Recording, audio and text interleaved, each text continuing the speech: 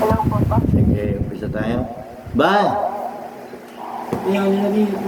Tawagin mo nga. Sige.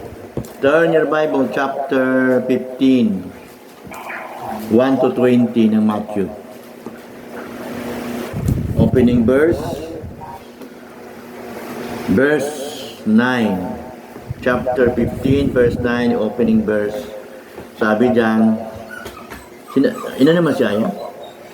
But in vain they do worship me, teaching for doctrines the commandments of men. Tayo pumikit po muna. Panginoon Diyos, marami pong salamat. Patawad po sa lahat ng aming kasalanan. Kami po ay humihiling na bigyan niyo kami talino para maintindihan po namin ang inyong banal na salita. Magamit po namin ito sa araw-araw namin bilang Kristiyano. Ito po aming panalangin sa Ama, Anak, Espiritu Santo. Amen.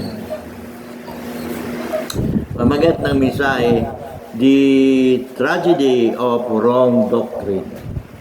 Ang trahedya. Ano bang Tagalog yung trahedya? Trahedya rin, ano? Ha? The Tragedy of Wrong Doctrine. Ito yung masaklap na katotohanan. Pag mali yung doktrina mo, mali din yung pupuntahan mo. Balikan ko, verse, verse 9. But in vain they do worship me. Si Christ nagsasalita. Teaching for doctrines the commandments of men. Dito, hinati ko sa apat ito. Itong 20 verses. 1 to 6. The Jesus class between tradition. Ano ito? Jesus class against the tradition to the Word of God. Yung tradition nito ay wrong doctrine. Number 2, 7 to 9, Old Testament Scripture or New Testament Scripture. Ano bang rito? Class to the tradition or wrong doctrines. Number 3, 10 to 15, Jesus called the people and gave a parable. 10 to 15. Last, Jesus break down the parable, 16 to 20. Dito, mapapansin natin dito, paano natin i-apply sa kasalukuyan itong marinig nating mensahe. Ano tayo? 1 to 6. Si Jesus, dinayo talaga ng Eskriba at Parisi para lang tanungin o bibigyan siya ng butas para ma-discredit yung kanyang ministry. Verse 1, they come to Jesus, scribe and Pharisee. Alam natin yung scribe and Pharisee. Pharisee ay pinakasikat na oposisyon ni Jesus Christ. Scriba, yun yung tagagawa. Pero nagsama itong dalawang ito. So yung grupo ng religion at si Jesus Christ ay kasusulpot lang pero malakas. Parang pinagtutulungan nila si Jesus Christ para ma-discredit o mina yung popularidad. Tinanong sila sa verse 2, why do these disciples transgress the tradition of the elders? For they was not their hands when they eat bread. Meron bang masama? Mabuti pa natin pag pinag-isipan ito eh. Di ba mabuti yung maghuhugas ka muna ng kamay bago kumain? Di ba? Sanitary reason ano natin dito. Pero ang masama dito yung ginawa nyong ritual. Ibig sabihin ginawa nyo itong tinatawag na spiritual. Yan na dito nagkakatalo eh. Pero kung sanitary ang pag-usapan, tama itong Eskriba at saka yung ano. Dapat lang buhugas tayo ng kamay bago kumain. Kung physical ang pag-uusapan. Pero dahil nga Eskriba at saka ito ay Pharisee, lumalabas dito ay pangkaluluwa. ang kanilang pinag-uusapan dito. And number 3, but he answered, yung he dito referring to Jesus Christ, and said unto them, why do you also transgress the commandment of God by your tradition? Binalik niya ngayon. Sabi ng ng dalawang grupo, Pharisee at tawag ito, Eskriba, bakit mo nilalabag ng tradisyon? Sabi naman ni bakit nyo nilalabag ang utos ng Diyos ng tradisyon nyo? Nakuha niyo ba yung punto ko dito? Verse 4, for God commanded saying, honor the father. Sabi dito sa verse 4 tayo. Honor the father and mother, and he that curseth father or mother, let him die the death. Yan. Sa Old Testament, pagka inaway mo yung nanay mo, inaway mo yung tatay mo, dadaling ka doon sa gitna ng mga tao, papatuhin ka hanggang mamatay. Ito yung binabalik-balik niya, Kumbaga nagkakaroon sila ng debate tungkol sa Moses Law. Yun ang dito, Verse 5, but you say, whosoever I say to his father or his mother, it is a gift, by whatsoever thou mightest be profited by me.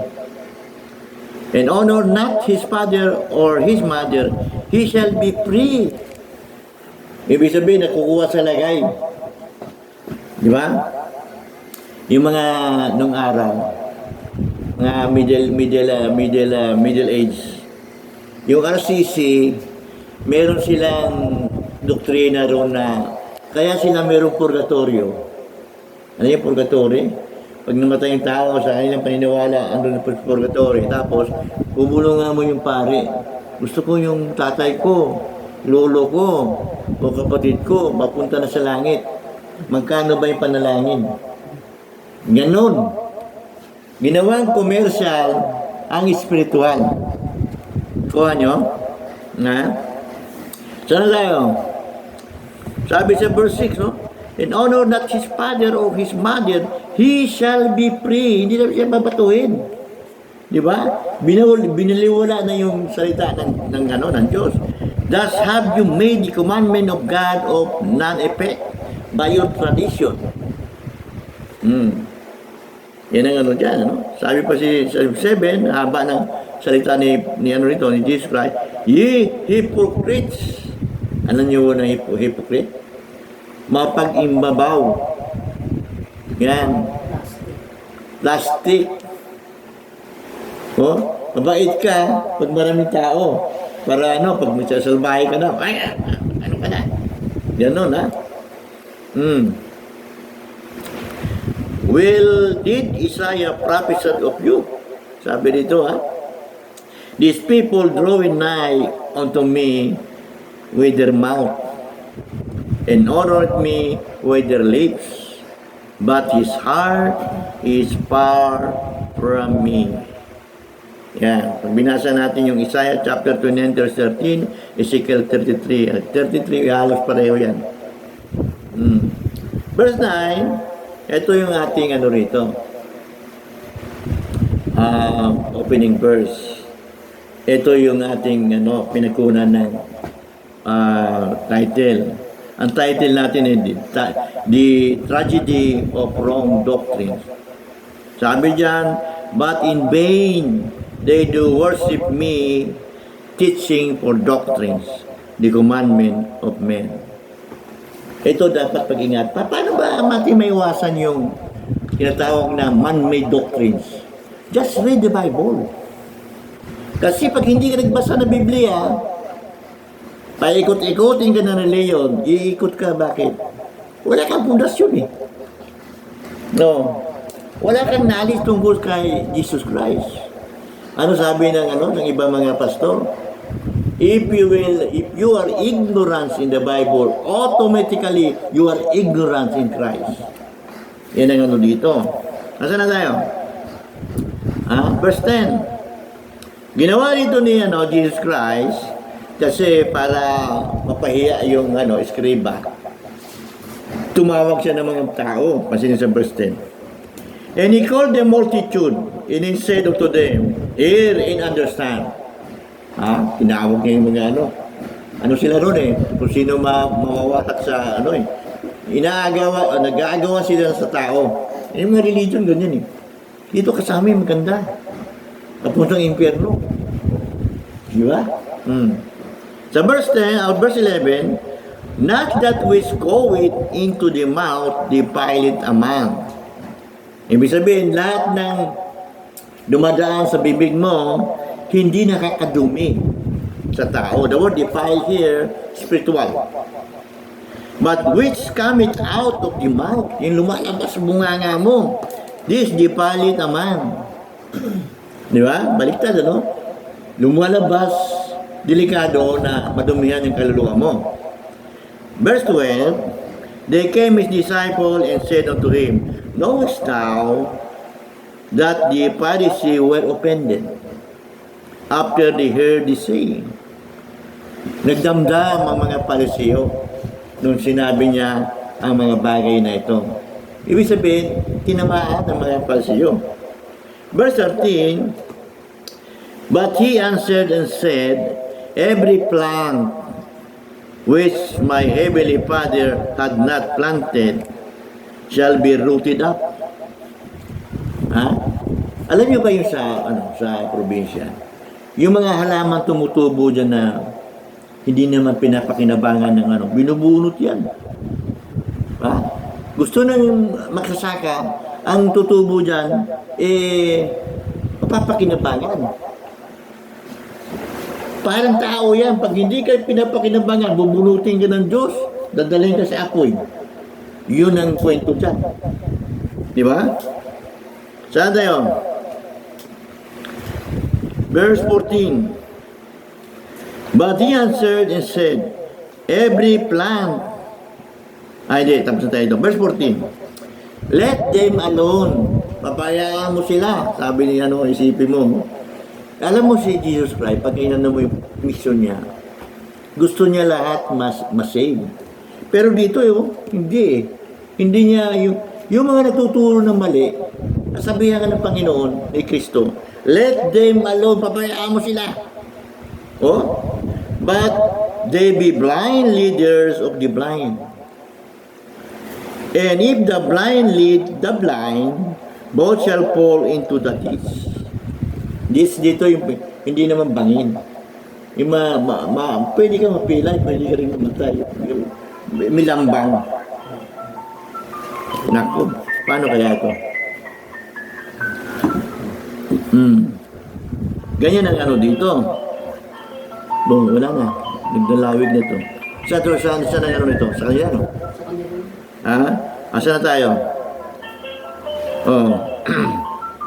Nasa tayo? Sa verse 14. Sa verse 14, let them alone. They be blind leaders. Patayin ka pa tumawag. Let them alone. They be blind leaders of the blind. And if the blind lead the blind, both shall fall into the ditch. Nakakita na ba kayo ng bulag?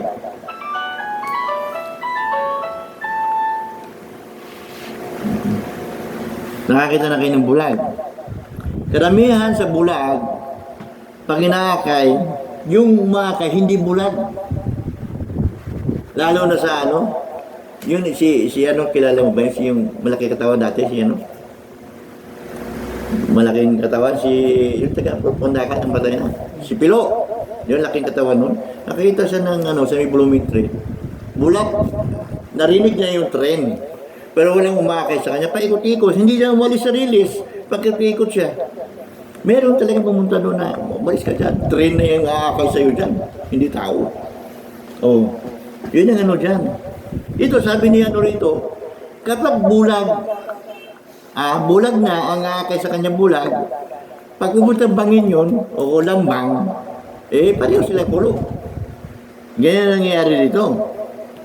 Verse 15, then answered Peter said unto him, declare unto us this parable.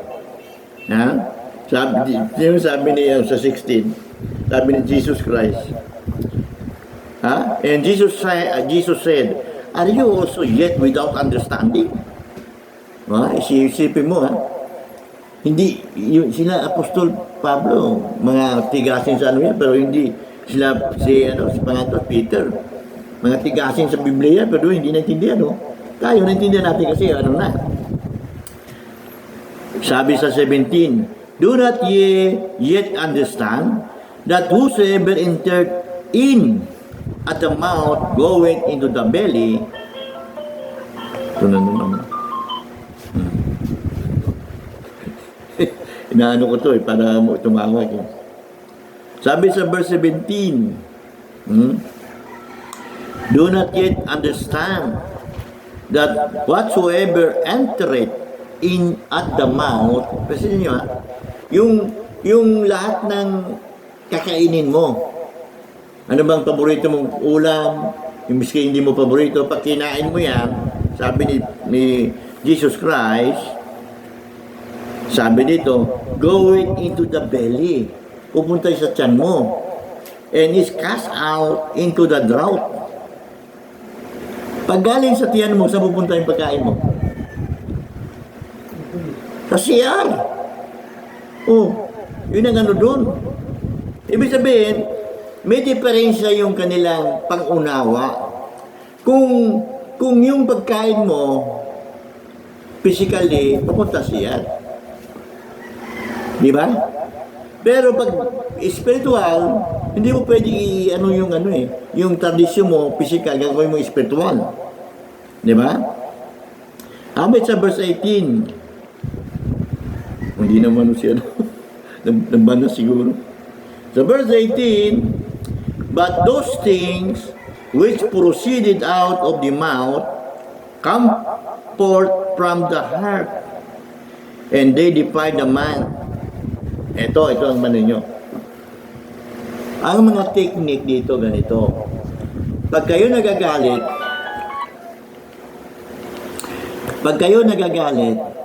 huwag na kayong magsalita. Sigurado yung sasabihin nyo, pangit. Tandaan nyo yan, Pag kayo galit, pag galit kayo, kasi ito na sinasabi ni Jesus Christ, yung lumalabas sa bunganga na salita, galing sa puso mo yan. Di ba? Pasinin nyo. Sa verse 18, but those things which proceeded out of the mouth come from the heart, and they defile the man. For out of the heart proceeded evil thoughts, murders, adulteries, fornication, thefts, false witness, blasphemies. Sa 20, these are the things which defile a man. But to eat with unwashing hands defileth not a man. Yun ang ano dito. Ngayon, mapansinin natin dito. Gaano ba kadelikado yung tinatawag na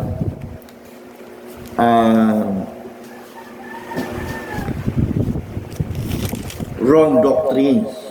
Kasi yung ano natin dito, the strategy of the wrong doctrine. Ang ginawa ko dito, ganito. Yung mga account, Matthew account, John account, wala ko dito, Luke account, Yan. Tingnan natin dito. Sa Matthew account, ito na yung opening verse. But in vain they do worship me, teaching for doctrine that commandments of men. Ito, tandaan nyo.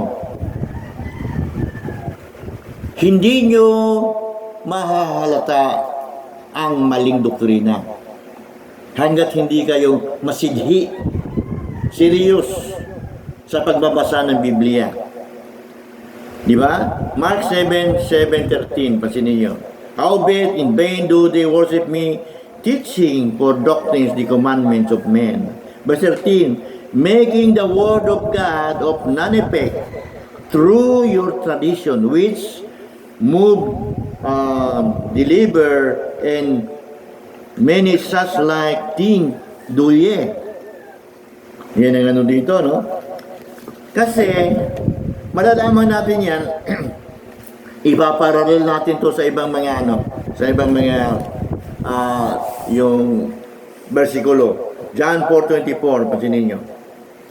God is spirit, and they worship Him, must worship Him in spirit and in truth. Pansinin yung word na spirit in truth.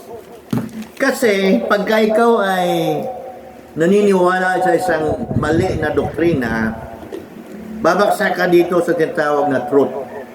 Hindi na totoo yun eh. Pansinin nyo sa John 17:17. Tinatahak natin ngayon yung John 17:17. Sanctify them through thy truth. Thy word is truth. Nagiging banal ang isang tao, pinababanal ang isang tao sa salita ng Diyos. Pansinin nyo, 2 John 1:9, isang tao lang gumawa nito, no? Silang pinagtumpok-tumpok ko nito. Ang sabi ng 2 John 1:9 tungkol sa ganitong klaseng issue, whosoever transgress and abided not in the doctrine of Christ had not God. Pag yung mali yung mo, pinapaniwala mo, pero sa isip mo, Biblia, wala kang Diyos. Ay nalinaw, he that abided in the doctrine of Christ, he had both the Father and the Son. Kung tama yung doktrina mo, dala mo yun, nabigwit mo yung Father and Son, kasama na yung Holy Spirit to, automatic. Diba? Kaya sabi ni Jesus Christ sa 8:44, the same author, you are your father the devil. Galit siya rito, si Jesus Christ, and the last of your father you will do. Here was a murderer from the beginning, and abode not in the truth, because there is none truth in him. When he speaketh of his own. Ganon katindi si Satanas. Hindi siya sumusubaybay, hindi siya nagpapasakop sa salita ng Diyos. Ano rin sinabi sa uli? 1 John 4:1. 1 John 4:1. Advice to ni John sa mga readers niya. Beloved, believe not every spirit, whether they are of God, because many false prophets are God. Pasinin nyo rito, hindi lahat na bumubuga ng salita ng Diyos, kinukot niyan, kasi sa akin, medyo hindi, sa akin, medyo matagal na rin ako konti sa pananaliksik. Yung isang verse, depende sa leveling ng magsasalita. Pwedeng basahin niya Jesus Christ, ang kanyang doktrina, hindi si Kristo Diyos, yung leveling, binaluktot mo, pinalipit mo yung salita ng Diyos. Yun ang dito. Di ba? 17, Acts 17:11, dito na tayo sa kay Pablo. Si Pablo, isang masigasig na leader ng sekta ni Jesus Christ. Acts 17:11, anong napansin niya sa Thessalonica, taga Berea? Pansinin niyo, ang niya rito, kasama niya, they were noble than those in Thessalonica. In that day, they received the word of all readiness of mind, and searched the scripture daily, whether those things were so. Itong taga Berea, itong taga Thessalonica, magkaiba sila ng ugali. Thessalonica, lunok na lunok eh. Nilulunok na lang yung kaya ako, nagsalita ako sa inyo, tama kaya yung sinasabi, seleksinin mo yun. Baka, kung tama, baka may mas malaki pa akong magawa dito. Dapat ganun ang attitude. Di ba? 1 Timothy 6:3-5. Ano sabi dyan? If any man teach otherwise, and consent not to the wholesome of every words, even the words of our Lord Jesus Christ, and to the doctrine which is according to godliness. Sa verse 4, pansinin nyo. He is proud, knowing nothing, but doting about questions and strife of words. Sabi pa rito, whereof cometh envy, strife, railings, and evil submissings. Ha? Yun ang ano dito, no? 1 Timothy 4:1. Ano sabi dito? Now the Spirit speaketh expressly, that in the latter times some shall depart from the faith, giving heed to seducing spirit and doctrines of devils. Pag binasa mo tuloy-tuloy yan, ang tatama dyan Assisi. Pinagbabawalan nilang mag-asawa ang kanilang membro. Ano yung membro nila bawal mag-asawa? Ano yung panahon na bawal kumain ng karne? Pupuntahan na lang natin sana yung ano. Matthew chapter 1 Timothy. Sana yan, 1 Timothy na yan. Para ano natin, hindi ko pala na 1 Timothy na yan. Then verse 2 na tayo. Speaking lies in hypocrisy. Nagsisinungaling na mapag-imbabaw pa. Having their conscience seared with a hot iron. Wala na. Hindi na yung conscience na, hindi na tinatablan. Forbidding to marry. Commanding to abstain from meats which God hath created to be received with thanksgiving of them which believe and know the truth. Sino kumakain ng kadinuguan dito? Ako, pwede akong kumain ng dinuguan. O, pwede rin hindi. Pero hindi ko pinag-uutos sa kagaya sa'yo, bawal kumain. Kung ang isang pagkain, physically bawal sa'yo, ay iwasan mo. Kasi doktor ang ano nun, medisina. Pero pag sasabihin ko bawal yan, kasi sabi ng Diyos, sabi ng Bible, that is wrong. Di ba? Kagaya ng forbidding to marry. O, ang dami na ngayong ano, sa media, maano mo. Yung mga, lalo na yung China, dito nakita nila yung sinabi ng ano, pagpakarami kayo. Sa kanila, one child policy. May yung inchik nung kipadwa, sabi niya, alam mo, sa ang anak ko, 2. Tiago, 1. Kami tiis lang eh. Kasi ang bibigay ng pagkain ng China, isang anak, 2 asawa, ano sila? 4. Hati-hati yung pagkain nila. Kasi tinatago nila yung anak nila eh. Bawal sa kanila, yung sobrang ano, ngayon, dumami na sila. Wala na silang trabahador. Kung gusto nila mag-gira, wala sila sundalo. Kasi pinigilan nila yung ano eh, yung magpakarami. Ngayon, paano na? Alanganin na sila makipag-gera. Alanganin, nag-i-import na sila ng mga worker. Bakit? Hindi nila kaya. Kagaya ng Canada. Ang dami na ini-import doon. Mga Pilipino, ano doon. New Zealand, ganun din. Kaya tayo, medyo magandang takbo. Kung nakapag-abroad ka, kung malilipid ka. Pag hindi ka rin matipid, wala rin. Saan na tayo? Yan ang ano rito. Verse 4. Basin ninyo. Every creature of God is good.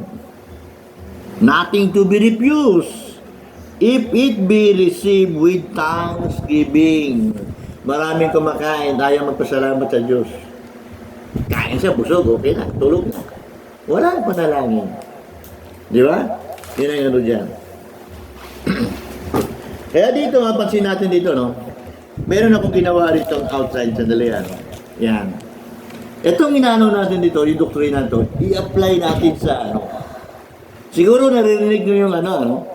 Naririnig nyo yung tinatawag na separation of church and state. Yan ang ano dyan. Basahin natin yung original. Si Kristo mismo nagsasabi. Matthew 22:21. Tinutokso si Jesus kasi dito kung magbibigay ba kay Caesar o sa templo. Nagulat sila sa sinagot ni Jesus Christ sa Matthew 22:21. Pag-usapan natin sandali yung yung separation of state and church and state. They say unto him, Caesar's. Then said he unto them, render therefore unto Caesar the things which are Caesar's, and unto God the things that of God. Historically, para mauwa natin to, walang separation of church and state nung araw. Pero sa Biblia, hindi nila pinapractice. Hindi nila pinapractice.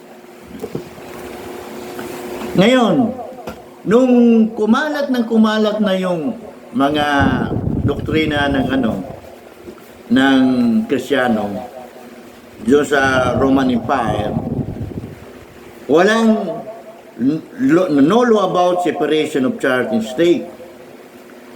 Ang ginawa nila ng state, pinirsecute yung marami namamatay na namamatay na Kristiyano, yun eh. Wala silang bakod o freedom na magsamba. Kung ano maisip ng state, patayin yan. Pagano tayo, nawawala na yung pagano.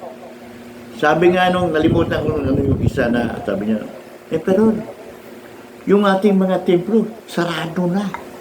Lahat ng ating membro, naging Kristiyano. Isipin mo yun. Nalimutan ko sa dulo nila ko yun. Ngayon, hanggang dumating si Constantine the Great, 313 AD. Di ba? Natigil ngayon itong persecution. Ngayon, ang problema dito, dahil hindi naman doktrinado, hindi malalim ang pag-aaral niya, basta siya din niniwala na kasi nanalo siya sa vision na krus Yan ang dito Ngayon, ang ginawa niya, parang 325 BC, ginawa niya, pinagtumpok-tumpok niya magagaling. Sige, dipatihan nyo. Kung sino yung tama dyan, yun magiging natin, kasi nag-aaway na Andyan yung Arianism. Yung Arian. Alam mo ba yung Arian ngayon? Ayan yung Jehovah. Ayan yung tinatawag na Iglesia ni Cristo. Ibig sabihin, itong mga grupo na to, mga Unitarian churches, hindi naniniwala sa Trinity. Yan. In short, natalo ang Arianism.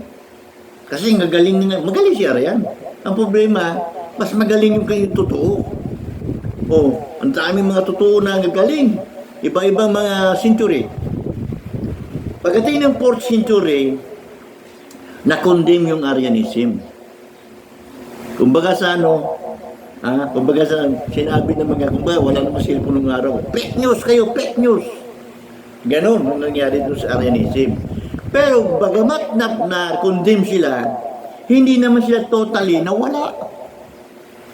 Minsan sumisiso Merong emperor na panic sa Arianism.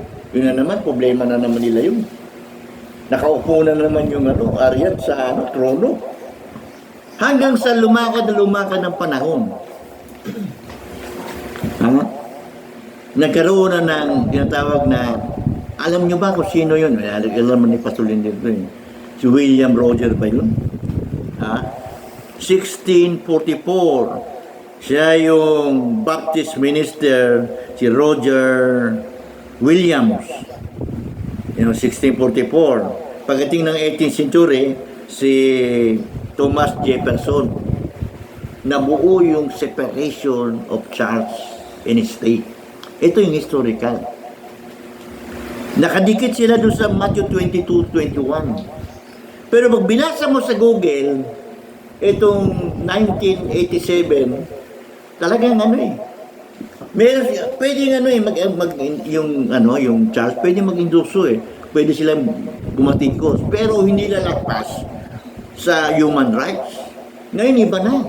Pakinggan mo yung mga, Hindi naman tayo nakikinig naman tayo. Tayo sumasandal sa Biblia. Itong INC, kasi mga INC, nag-ano sila ng nagpo-promote sila ng destabilization ng gusto nila matumba. Ngayon ang tanong dito, kung matumba ang administrasyon, sino makikinabang? Yung manok niya. Sino manok niya? Di ibig sabihin, may agenda, may hidden agenda. Kung talaga sasaliksikin mo yan, halata. Ngayon, yung separation of church and state, may bakod yan eh. Kumbaga sa meron yan tinatawag na imaginary na bakod na hindi dapat makialam yung both side pagdating sa concerning state and church. Dito ngayon, iba na. Pag inanong mo yung kay Matthew 22:21 ng Matthew, sumasalangsang na eh. Hindi na tama. Kaya, pero isipin nyo, ano ba yung IHC? Yun namang populasyon yan. Sino bang marami na populasyon? INC o RCC? O RCC. Pero dapat lang maging matalino. Hindi mananalo yan. Kung talagang ang dami pa. Buti kung RCC lang yan. Dami mga dyan. Hindi mananalo yung tinatawag na mali. O takbo tayo sa takbo tayo sa salvation. Kasi nasa application tayo eh. Bakit? Kasi ninyo nagkakagulo-gulo na ngayon eh. Bakit? Hindi sila umano eh. Basahin natin yung chapter 13 ng na Romans. Pansinin nyo. Sa mga tumutulig na mali sa tinatawag na pamahalaan, ito yung magandang basahin nila. Chapter 13 ng Romans. Siguro 1 and 2. Yan. Ano sabi dyan?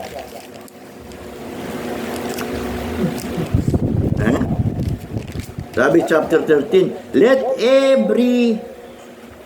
every soul, ibig sabihin ng bawat kaluluwa, banaligtas, be subject on the higher powers.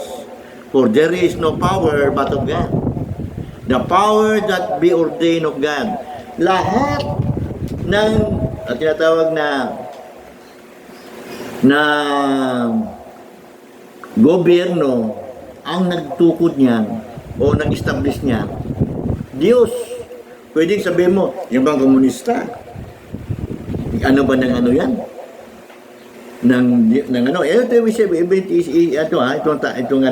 Ito ang sagot Kung ang komunista ba, Diyos ba nag-establish niyan? So, siguro pwede sabihin mo, oo. Pwede rin sabihin hindi. Pero ito sa Romans, ang kanyang tinutukoy dito ay Roman Empire. Pasinin nyo, gaano kalaki ang Roman Empire kaysa China? Ang laki ng Roman Empire. Dubli-dublihin mo yung China na yan, malaki pa rin yung Roman Empire. Maabot pa ng yun eh. Bandang parang India, maabot yan. Ngayon, etong Roman Empire, pareho rin ng China yan, walang Diyos. Pagano. Yung pagano rin yan eh. Yung China na yan eh. Pansinin nyo. Verse 2. Whosoever therefore resisted the power, resisted the ordinance of God, and that they resist shall receive to themselves damnation. Ano nangyayari ngayon sa mga oposisyon?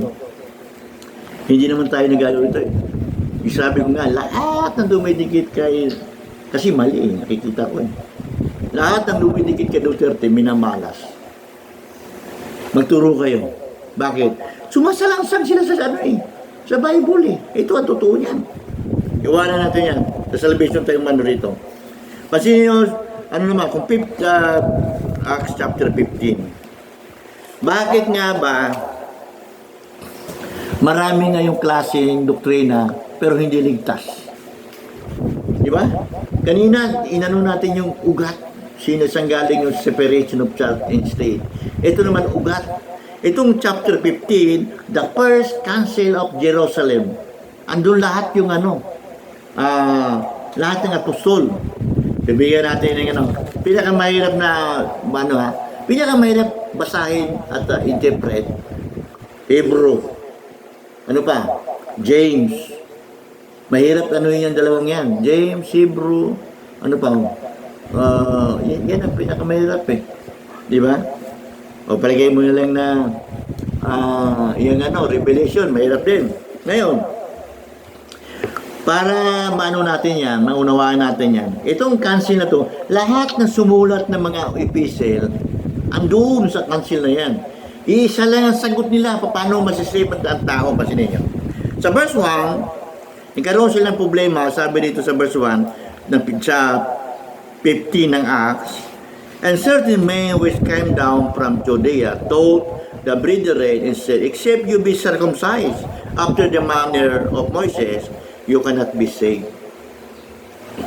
Pinagsama yung Moses sa Kristo. Pag hindi nyo sinama si Moses, wala kaligtasan. Ito nangyari kila Pablo at kay Barnabas. Pumunta sila ngayon sa Main, sa Jerusalem. Di ba? Makikita natin sa verse 5. Yan. Sa verse 5, nagkagulo na naman sila ron. Kasi meron din Parasiyo doon. There's arose up certain of the sect of Pharisee which believed. Ito mga Pharisee na to, tumanggap sa Panginoon. That it was needful to circumcise them and to command them to keep the law of Moses. Yan. Nag-meeting ngayon to sa verse 6, yung apostoles and elders come together for the consider of this matter. Sabi dito. Ngayon, nagkaroon ng disputing, debate sa verse 7. Ngayon, nagsalita na ngayon si Peter. Kasi si Peter yan ang unang pinapunta ng Diyos sa mga hintil. Pag binasa natin verse 10 ng Acts. And when there had been much disputing, Peter rose up and said unto them, men and brethren, you know that how that good while ago God made choice among us, the Gentiles, by my mouth should hear the word of the gospel and believe. O, yun ang sabi dito. Sa verse 9, and put no difference, walang pagkakaiba, between us and them. Ibig sabihin yan, Jew and Gentile, purifying their hearts by faith. O, pansinin nyo. Now, sabi rito, sa verse 11, but we believe that Jesus Christ, through the grace of the Lord Jesus Christ, we shall be saved, even as they. Pinapansin nyo by means of belief. Wala ka nang gagawin. Pagdating sa 22.